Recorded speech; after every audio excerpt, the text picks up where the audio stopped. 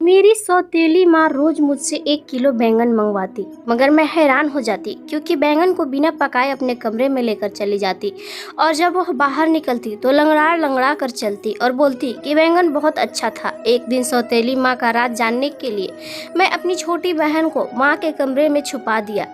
कुछ देर बाद जब बहन लंगड़ाती हुई बाहर निकली तो मेरी जान ही निकल गई। आज मम्मी ने फिर मुझसे 1 किलो बैंगन मांगी।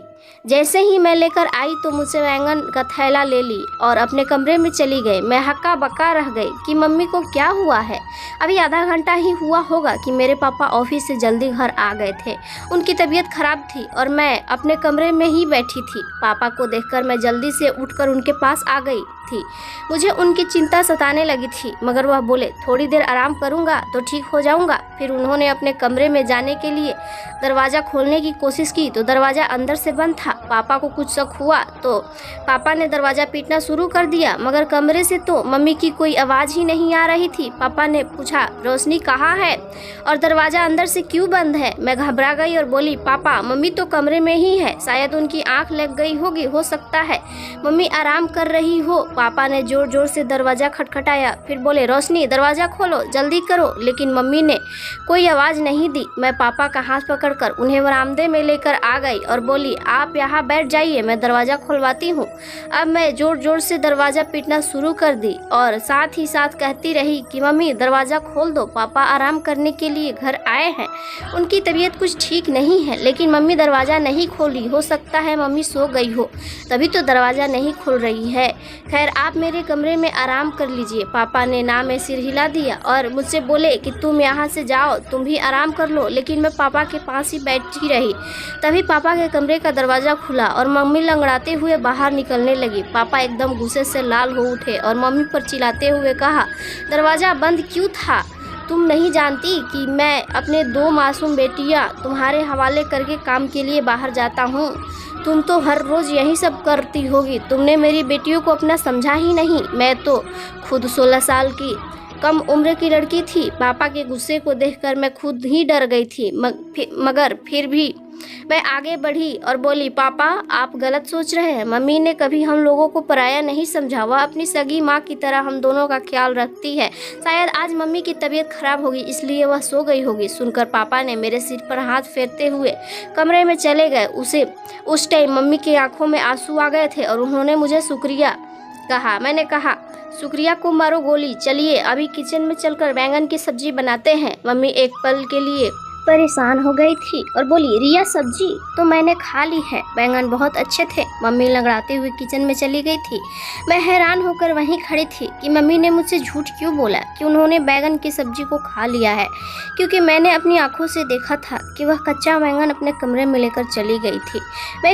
मैं अपने कमरे में गई और बुक खोलकर पढ़ाई करने लगी। पढ़ाई करते करते ना जाने कब मेरी आँख लग गई और फिर सुबह को घबराकर मेरी अचानक से आँख खुली। मेरे साथ साथ दिया भी जग गई थी और अब हम दोनों किचन में जाकर मम्मी की मदद करने लगे। आज मम्मी भी मुझे बड़ी बेचैन सी और खोई खोई सी लग रही थी। पापा भी किचन में आ चुके थे, अब वो भी रिलैक्स लग रहे थे, मम्मी से आराम से बातें कर रहे थे। मैंने यह सोचकर सब नज़रअंदाज कर दिया था कि यह सब मेरा वहम ही होगा। सुबह मैं जल्दी उठकर स्कूल के लिए तैयार हो गई और पापा के साथ ही चली गई। वो ऑफिस जाते हुए मुझे भी अपने साथ लेकर जाया करते थे। मैं और दिया एक ही कॉलेज में एक ही साथ पढ़ते थे। उसकी फर्स्ट ईयर के एग्ज़ाम हो चुके थे इसलिए उसकी छुट्टियां चल रही थी, जबकि मैं सेकेंड ईयर में थी और मेरी एग्ज़ाम के लिए अभी 2 महीने बाकी थे। कॉलेज से घर आने के लिए मैं बस में सफ़र करती थी। मैं जैसे ही घर पहुंची तो मुझे लगा ही था जैसे मम्मी मेरे इंतज़ार में ही बैठी होंगी। वह मुझे देख कर कहने लगी कि रिया जल्दी से यूनिफॉर्म बदल लो और मुझे बैंगन लाकर दे दो। मैं अपने कमरे से पैसे लेने के लिए चली गई थी। मम्मी की लंगड़ाहट भी खत्म हो चुकी थी। मैं जल्दी से मुंह हाथ धोकर मम्मी के पास गई थी और मम्मी से पैसे लेकर 1 किलो बैंगन लेकर आई थी। आज मैंने मम्मी को थैला पकड़ाते हुए कहा, मम्मी आज प्लीज़ दाल चावल और बैंगन का भरता बना लीजिएगा। मेरी मम्मी के चेहरे का रंग एक पल के लिए फीका पड़ गया था। फिर उन्होंने हाँ में सिर हिला दिया और बैंगन अपने कमरे में लेकर चली गई। मुझे एकदम से अजीब सा लग रहा था। ऐसा कैसे हो सकता है कि कच्चा बैंगन अपने कमरे में कौन लेकर जाता है? फिर भी यही सब सोचती हुई अपने कमरे में आ गई और पढ़ने लगी। शाम के वक्त पापा ऑफिस से आए तो मेरे और दिया के लिए खाने पीने का सामान भी लेकर आए थे। पापा की आवाज़ सुनकर मम्मी भी अपने कमरे से निकलकर आ गई और लंगड़ा कर चल रही थी। मैं हैरान हो गई थी कि पहले तो मम्मी के पैर ठीक हो गई थी, अब दोबारा वो क्यों लंगड़ा रही है। मुझे मम्मी पर शक हुआ, कहीं पापा को दिखाने के लिए नाटक तो नहीं करती। लेकिन जब मैंने मम्मी के चेहरे की तरफ देखा तो साफ साफ पता चल रहा था कि वह बड़ी तकलीफ में है। मैंने अपनी सोच को फौरन बदला और मम्मी के पास गई और उनसे पूछने लगी कि उनके पैर में क्या हुआ है, तो वो चुप हो गई थी। पापा को बड़ी भूख लगी थी, इसलिए मम्मी फटाफट किचन में चली गई थी और मैं अक्सर किचन में मम्मी को मदद करती थी। आज भी मैं अपनी मम्मी के लिए किचन में चली गई। मैंने कहा, मम्मी सब्जी चावल के बारे में सोच कर बड़ी भूख लग रही है। मम्मी ने मेरी तरफ बड़ी अजीब नज़रों से देखा था। मम्मी कहने लगी कि आज तो मैंने दाल तड़का बनाई है, बैंगन की सब्जी तो मैं कब का खा गई, बहुत ही अच्छा बैंगन था। यह सुनकर मैं हक्का बक्का रह गई थी। एकदम से मेरा दिल भर आया और मैं सब कुछ छोड़ छाड़ कर अपने कमरे में आ गई थी। लेकिन दिया को देखकर मैं एकदम से चौंक गई, क्योंकि वह अपने पुरानी फर्स्ट ईयर की किताब लेकर बैठी थी। मैंने उससे कहा कि जब पढ़ने के दिन थे तब तूने पढ़ाई से जान बचा ली, और अब क्या फ़ायदा इस पढ़ाई का। मैंने दिया से किताब छीनने के लिए हाथ आगे किया। उसने मेरा हाथ झटक दिया था और एकदम से गुस्से से बोली, कभी तो मेरी जान बख्श दिया करो, हर वक्त मेरी माँ बनने की कोशिश मत किया करो। आप सिर्फ मुझसे 2 साल बड़ी है, 20 साल नहीं, जो मेरे हर मामले में टांग अड़ाती फिरती है। मुझे दिया से इस तरह के बर्ताव की बिल्कुल भी उम्मीद नहीं थी। दिया ने तो कभी भी मेरे साथ इस तरह की बात नहीं की थी। मैं उसे छोड़कर पापा के पास आकर बैठ गई थी। पापा मुझसे पढ़ाई के बारे में पूछने लगे, जबकि मेरा सारा ध्यान मम्मी की टांग पर था। वह पापा के सामने आने का बहाना टाल रही थी और बहुत मुश्किल से कोशिश कर रही थी कि वह लंगड़ा कर ना चले। पापा ने मुझे जब किसी सोच में गुमसुम पाया तो परेशानी की वजह पूछने लगे। मैंने बिना कुछ सोचे समझे ही पापा को बता दिया कि दिया ने मेरे साथ बदतमीजी की है। यह बात सुनकर पापा हैरान हो गए थे। फिर उन्होंने दिया को आवाज़ देकर बुलाया और बोले कि तुम हर वक्त कमरे में क्यों घुसी रहती हो, बाहर आकर हम सबके साथ क्यों नहीं बैठती। पापा के शब्द अभी मुंह में ही थे कि दिया जोर जोर से रोना धोना शुरू कर दिया था। वह बोली, मेरी मम्मी तो इस दुनिया से चली गई, लेकिन मुझे दर दर की ठोकरें खाने के लिए छोड़ गई।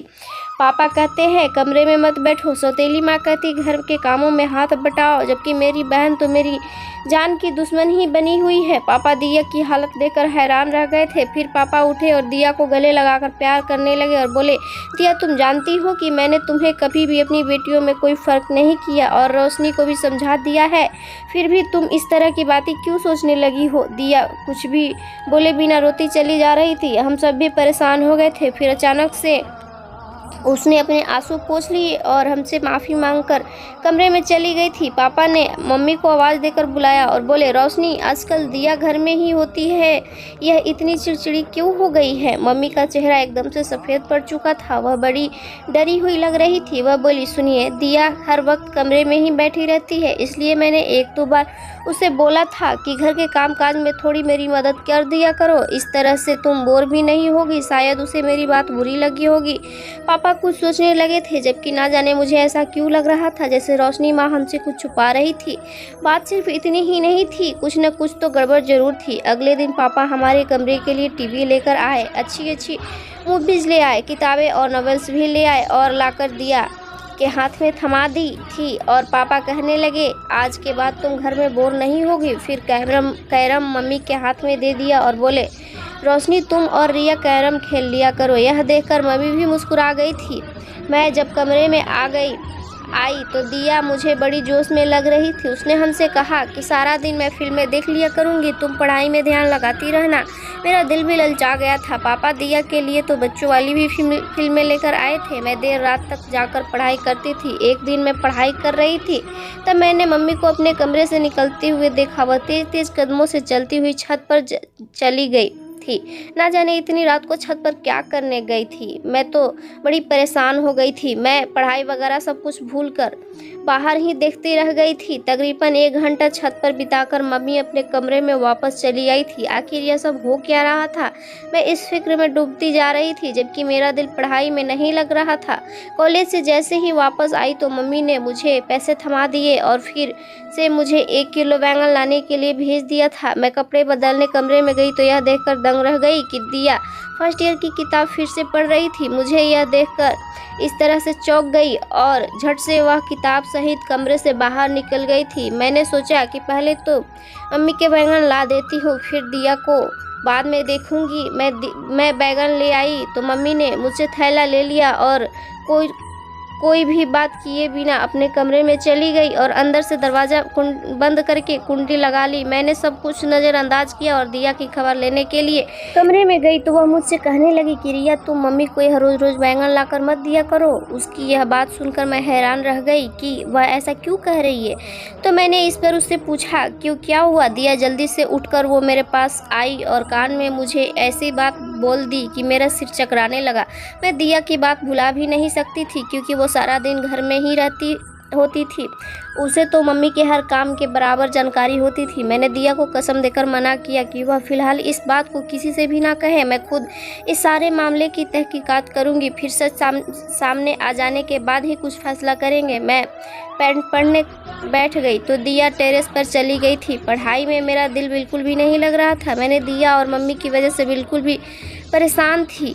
यह दोनों ही बड़ी अजीब हरकतें कर रही थी। मैं अपनी सोच में ही डूबी थी कि तभी मम्मी कमरे से बाहर निकल आई और लंगड़ाते हुए चल रही थी। मुझे दाल में कुछ काला लग रहा था। मैंने मम्मी से कहा कि बैंगन कहाँ गई? तो मम्मी बोली कि वह तो मैंने खा ली, बड़ा ही अच्छा बैंगन था।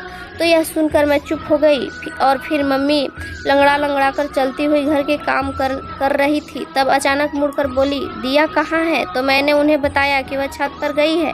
यह सुनकर छत की तरफ जाने लगी। मैंने सिर झटक दिया और अपनी किताब उठा ली। यह दोनों तो पागल है, मुझे भी पागल कर देंगी। लेकिन मेरा दिल पढ़ाई में नहीं लग रहा था। मम्मी को छत पर गए हुए बहुत देर हो गई थी। मैं भी उन दोनों की पीछा की और छत पर चली गई। सीढ़ियों पर चढ़ते हुए मैं मम्मी की आवाज़ आसानी से सुन सकती थी। मम्मी दिया को पूरी तरह से डांट रही थी। दिया के रोने की आवाज़ भी आ रही थी। मेरा दिल भी अपनी बहन के लिए टूट सा गया था। जैसे ही छत पर पहुंची तो मम्मी मुझे देखकर डर गई थी। उन्होंने दिया को गले से लगाया और प्यार से बोली, कैरम नहीं खेलोगी अपनी मम्मी के साथ? दिया ने भी अपने आंसू पोंछ दिए थे और ज़बरदस्ती मुस्कुराने की कोशिश कर रही थी। मैं उन दोनों को हैरत से देख रही थी। मैंने दिया का हाथ पकड़ा और उसे खींचते हुए नीचे लेकर आ गई। उसे कमरे में लाकर मैंने पूछा, मम्मी तुम्हें क्यों डांट रही थी? दिया घबरा गई और बोली, नहीं तो मम्मी मुझे क्यों डांटेंगी, बल्कि वह तो मुझसे बहुत प्यार करती हैं। मैं कुछ सोचकर चुप हो गई थी। मैंने कहा, दिया मुझे तुम्हारी मदद की ज़रूरत है। मैं मम्मी का राज जानना चाहती हूँ। उस दिन तुमने जो मुझसे बात बताई थी वह सिर्फ तुम्हारा वहम था, लेकिन मैं चाहती हूँ कि तुम मुझे असली सबूत ला कर दो। कल जब मैं मम्मी को बैंगन ला कर दूँगी तो तुम उनके कमरे में छुप कर देखना कि वह कैसे बैंगन खाती है और फिर लंगड़ाकर क्यों चलने लगती है। मेरी बात सुनकर दिया एकदम से मुस्कुरा गई थी। वह बोली, इसलिए मैं तुम्हारा साथ दूंगी। अगले दिन कॉलेज से वापस आते समय मैं अपने दिमाग में सारा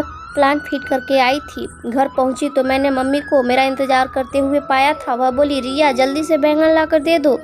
मैं अपने कमरे में चली गई और दिया को भी समझा दिया कि जैसे ही मम्मी को आज आवाज़ देकर बुला लूँगी तुम उनके कमरे में जाकर छुप जाना। उसने हाँ कह दिया था। मैंने मम्मी को आवाज़ दी और कहा, मम्मी बैंगन महंगी हो गई है, थोड़े पैसे और देने पड़ेंगे।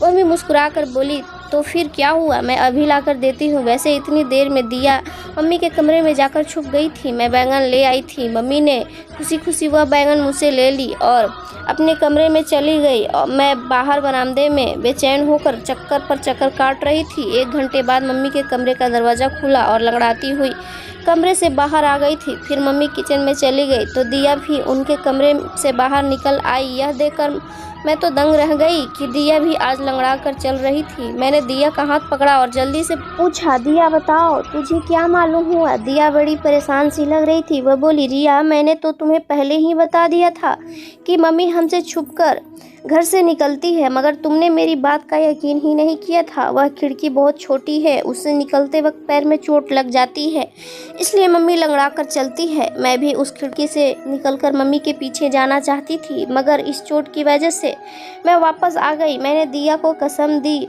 कि वह पापा को इस बारे में कुछ भी न बताए। वह बोली, पागल तो मैं हूँ नहीं जो पापा का घर उजाड़ने का सोचूंगी। मैंने दिया को एक किताबें दे दी और बोली कि तुम इसको पढ़ लेना। मैं उसका छोटा सा दिमाग दूसरी तरफ करना चाहती थी, जबकि मैं खुद इस दुविधा में फंस गई थी कि मम्मी के बारे में मैं पापा को कैसे बताऊँ या फिर बताऊँ। मम्मी हमारे साथ तो बहुत अच्छे से रहती थी, मगर वह मेरे पापा के साथ बेवफाई कर रही थी। यही सब बातें सोचते सोचते मेरी आंख लग गई थी। न जाने कितनी देर मैं सोती रही। जब पापा की चीखने चिल्लाने की आवाज़ आई तब मैं घबराकर उठ गई थी। मेरी तो जान ही निकल गई थी। मैं भागती हुई बरामदे में गई तो मैंने पापा और मम्मी और दिया को देखा। मुझे लगा दिया ने मम्मी की हकीकत पापा को बता दी, तभी हम पर गुस्सा कर रहे हैं। मुझे देखकर पापा मुझसे बोले, रिया, मैं तो तुम्हें बहुत होशियार समझता था, मगर तुम भी इसको नहीं संभाल पाई। पापा का इशारा दिया की तरफ था। मैं जल्दी से आगे बढ़ी और बोली, पापा हुआ क्या है? पापा की आंखों में आंसू आ गए थे। तुम दिया से मुझे यह पता करके बता दो कि छत पर कौन था जो इससे मिलने के लिए आया था। मैं एकदम ही डर गई थी। मैंने जोर जोर से ना में सिर हिला दिया। मैं पापा से कहने लगी, पापा हमारी दिया ऐसी नहीं है, ज़रूर आपको कोई गलतफहमी हुई होगी। मम्मी भी आगे बढ़कर बोली, सुनिए, आप बिना सबूत इतना गुस्सा ना करें, बच्ची है, सुधर जाएगी। पापा दिया और मम्मी को घूर घूर के देख रहे थे। वह बोले, मैंने शादी के पहले दिन ही तुम्हें बता दिया था कि यह दोनों लड़कियां सिर्फ मेरी ही बेटियां नहीं हैं, बल्कि तुम्हारी अपनी बेटियां ही हैं। तुम माँ बनकर उनकी परवरिश करना। इस तरह से पालन पोषण किया है तुमने उनका। मैंने दिया का हाथ पकड़ा और उसे अपने कमरे में ले गई थी। मैंने दिया से पूछा, तो मुझे सब कुछ सच सच बता दो कि आखिर बात क्या है। वह रोते हुए कहने लगी कि मम्मी चाहती है कि हम दोनों उनके पति का घर छोड़कर चली जाए, इसलिए वह यह सब करके हमें हमारे पापा की नज़रों में गिराना चाहती थी। मैं बोली, तुम फिक्र ना करो, हमारे लिए गड्ढा खोदने वाली खुद ही उसमें गिर जाएंगी। अगले दिन मैं पापा के साथ कॉलेज जाने लगी तो पापा बड़े खामोश से थे। उनकी आंखों में गुस्सा साफ साफ दिख रहा था। मैंने पापा से कहा, आज पापा ऑफिस से आधी छुट्टी लेकर मुझे कॉलेज से लेने के लिए आ जाइएगा। मैं एक हकीकत आपके सामने रखना चाहती हूँ। पापा कुछ कहे बिना ही चले गए थे, मगर उनकी यह मेहरबानी थी कि वह मुझे लेने के लिए आ गए थे। मैंने उनसे कहा कि वह घर के बाहर ही रहे जब तक मैं इशारा करके उन्हें ना बुलाऊं। तभी वह आए। मैं जैसे ही घर में गई, मम्मी ने बैंगन का ऑर्डर दे दिया। थोड़ी देर बाद जब मैं बैंगन लाने बाहर निकली तो पापा आगे बढ़े और बोले, कहाँ जा रही हो? मैंने कहा, बस आप चुप रहे, आज हकीकत आपके सामने आ जाएंगी। मैं बैंगन लेकर घर चली गई तो मम्मी ने मेरे हाथों से बैंगन का थैला ले लिया और कमरे में चली गई। मुझे इसी वक्त का इंतज़ार था। मैं जल्दी से घर के बाहर आई और पापा को अपने साथ घर लेकर गई। मैंने कहा, पापा आप अपने कमरे का दरवाज़ा खोलिए। पापा के पास एक कटर था जिसके ज़रिए से उन्होंने कमरे का दरवाज़ा खोल लिया था। जब हम अंदर दाखिल हुए तो मम्मी अंदर कमरे में नहीं थी। उनके कमरे का खुफिया खिड़की खुली हुई थी। पापा ने उस खिड़की से बाहर देखा तो उन्हें मम्मी नज़र आई। वह तेज़ कहीं जा रही थी। पापा भी उस खिड़की से कूद गए थे, जबकि मैं और दिया भी बड़ी मुश्किल से उस खिड़की से उतर पाए थे। हम तीनों मम्मी का पीछा करते हुए दूर एक सुनसान सी जगह पर पहुंच गए थे। एक बाबा का घर था जहां लोग ताबीज़ बनाने के लिए आया जाया करते थे। तेज़ चलते हुए अचानक जब मम्मी ने पीछे मुड़कर देखा तो हम तीनों को देखकर उनके चेहरे का रंग फीका पड़ चुका था।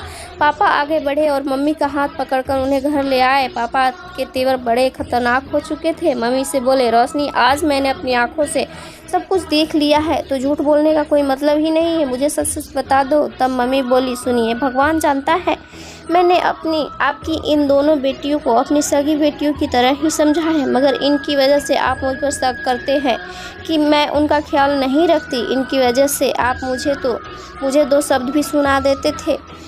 तब मुझे यह वहम हो गया था, शायद आप मुझसे प्यार नहीं करते। ऐसा लगता था जैसे आप किसी और से मोहब्बत करते हैं और मुझे तलाक दे देंगे। मैंने अपनी बड़ी बहन से इसके बारे में बात की तो वह कहने लगी कि एक साधु बाबा है जिनका मंत्र बहुत शक्तिशाली है, उस मंत्र से पति मुट्ठी में आ जाते हैं, इसलिए मैं आप सबसे छुपकर उनकी सभा में जाने लगी। साधु बाबा ने कहा था कि पूरे 21 दिन तक 1 किलो बैंगन पर मंत्र का प्रयोग करना है और वहीं बैंगन नदी के किनारे मिट्टी में गाड़ देनी है। मुझे यह सब करते हुए पूरे 19 दिन हो चुके थे। मैं आप दोनों के जाने के बाद उसी मंत्र का पाठ करती थी, जिसकी वजह से दिया पर ध्यान ना रख सकी, मुझसे चूक हो गई।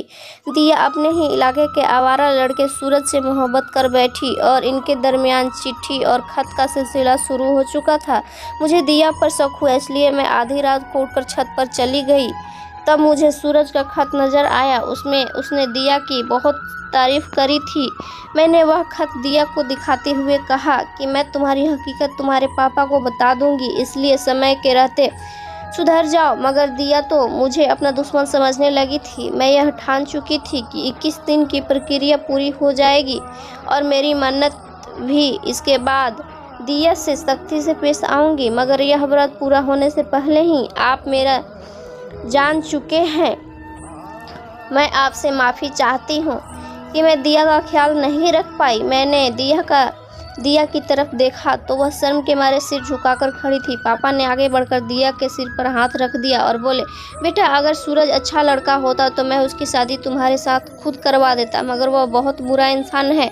इलाके की हर लड़की के ऊपर उसकी नज़र है। दिया रोने लगी और बोली, पापा घर में सूनापन और अकेलापन था, इसकी वजह से ही मैं इस गलत राह पर चल बैठी, वरना मुझे सूरज में कोई दिलचस्पी नहीं है। पापा मुस्कुरा दिए थे, उनके सर से भारी बोझ उतर गया था। फिर उन्होंने हम दोनों को कमरे में भेज दिया था। यकीनन मम्मी की खबर लेने वाले थे। वह मम्मी को हमारे सामने कभी नहीं डरते थे। मैंने कहा, पापा आप मम्मी को कुछ मत कहना, वह हमारी माँ जैसी ही नहीं बल्कि हमारी सगी माँ ही है।